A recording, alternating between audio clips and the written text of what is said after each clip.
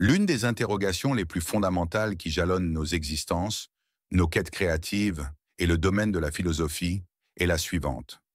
Comment pouvons-nous véritablement nous découvrir, définir nos valeurs profondes et, en fin de compte, trouver un sens à notre passage sur cette terre?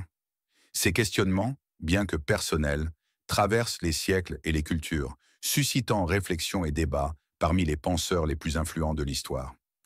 Pour tenter d'y répondre, nous nous tournons vers Friedrich Nietzsche, philosophe allemand du XIXe siècle, dont les idées novatrices et parfois radicales ont bouleversé la perception traditionnelle de la morale, de la religion et de l'existence humaine. Considéré comme un précurseur de l'existentialisme et un critique virulent des dogmes établis, il a posé les bases d'une réflexion profonde sur l'individu et sa capacité à se façonner lui-même.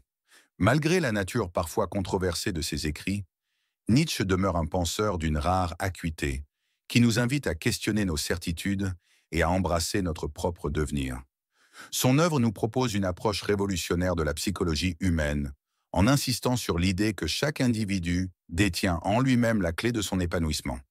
À travers ses nombreux ouvrages, il a influencé une multitude de disciplines et de figures marquantes, de la psychanalyse à la poésie, en passant par la danse, la littérature et même les mouvements révolutionnaires.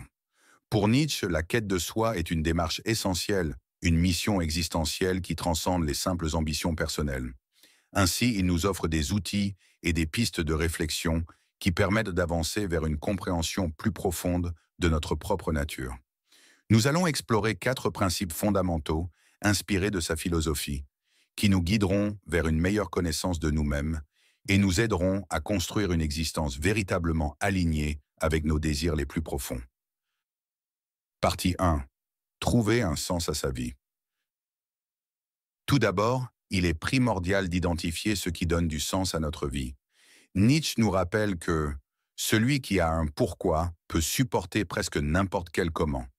Cette affirmation illustre l'importance cruciale de la raison d'être dans la résistance aux épreuves et aux défis de l'existence. Par le passé, la religion offrait aux individus un cadre structurant et un ensemble de valeurs qui leur permettaient de se projeter dans un ordre universel cohérent.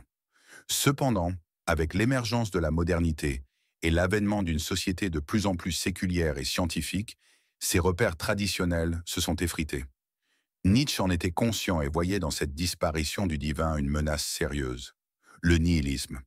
Cet état, caractérisé par une perte totale de repères et une sensation de vide existentiel, risquait de plonger l'individu dans une apathie destructrice où tout semble dénué de valeur et de finalité. Pour faire face à cette crise de sens, Nietzsche propose 3 voies possibles. La première consiste à substituer la religion par des formes d'expression culturelle et artistique. La philosophie, l'art, la musique, la littérature et le théâtre ont tous le potentiel de combler ce besoin existentiel en nous permettant d'interpréter nos souffrances et nos expériences sous un prisme différent. Ces disciplines nous relient à une dimension plus vaste de l'humanité et nous rappellent que nous ne sommes pas seuls dans notre quête de compréhension. Elles nous offrent une perspective enrichissante qui nous aide à mieux appréhender les épreuves de la vie. Toutefois, Nietzsche insiste sur le fait qu'il ne suffit pas d'étudier ces disciplines de manière académique. Elles doivent être vécues intensément, assimilées dans notre quotidien et intégrées à notre manière d'être au monde. Partie 2. Le surhomme et l'amour du destin. Si les arts et les humanités ne semblent pas suffire, Nietzsche suggère une alternative encore plus audacieuse. L'aspiration au statut de Übermensch ou surhomme. Cette notion, souvent mal comprise, désigne un individu qui parvient à transcender les valeurs préexistantes pour créer les siennes propres. Le surhomme n'attend pas qu'un sens lui soit imposé de l'extérieur. Il se l'approprie et le forge de manière autonome. Contrairement aux masses qui se laissent guider par des idéologies héritées du passé, le surhomme se construit par un processus de dépassement personnel. Selon Nietzsche, seules quelques figures historiques se sont approchées de cet idéal.